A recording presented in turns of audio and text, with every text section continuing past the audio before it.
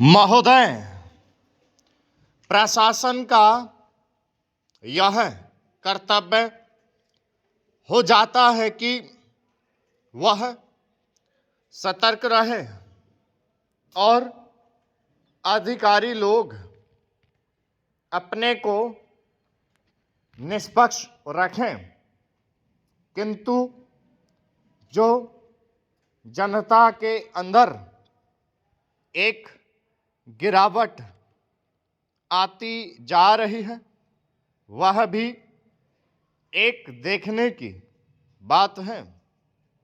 इसलिए मैं चाहता हूं कि सरकार कोई ऐसा प्रयत्न करे जिससे कि भ्रष्टाचार को रोकने के लिए जो लोगों का नैतिक स्तर ऊंचा होना आवश्यक है, उसको ऊंचा किया जा सके। सबके लिए जो भी वह कर सके करे। मुझे कहना तो बहुत कुछ था, लेकिन चूंकि मेरा समय समाप्त हो गया है, मैं अब और कुछ नहीं कहूँगा। महोदय, इसलिए मैं माननीय रक्षा मंत्री महोदय का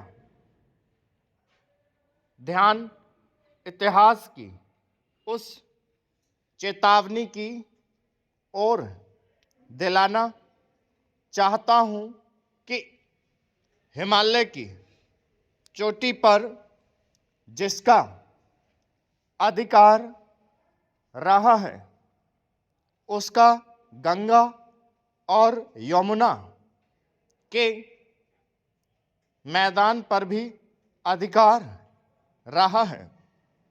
हम इस आशा में नहीं रह सकते कि हम दुश्मन को हिमालय की चोटी से उतरने दें और फिर मैदान में उसका मुकाबला करें।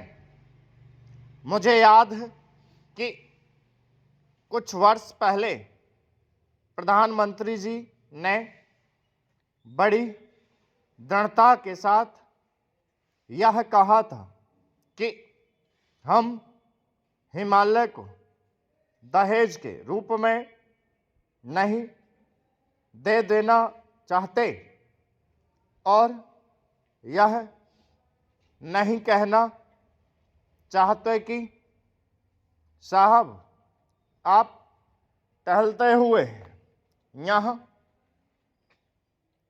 आ जाइए। हम नहीं चाहते कि वहाँ पर कोई मुकाबला ही ना हो।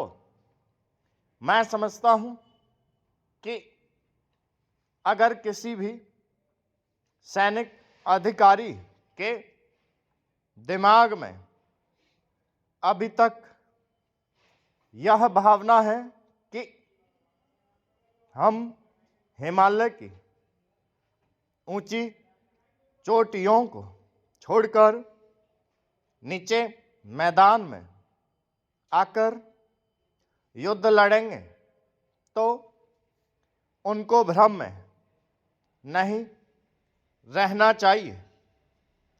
यह एक घातक बात होगी। यह एक आत्मघाती नीति होगी। अगर एक बार चीन का हिमालय की चोटियों पर कब्जा हो गया तो चाहे वह बाद में नीचे हम पर हमला ना भी करे, किंतु वहाँ से हम उसको कभी नीचे नहीं हटा सकेंगे। इसलिए इस संबंध में स्पष्ट निर्णय किया जाना चाहिए। स्टॉप।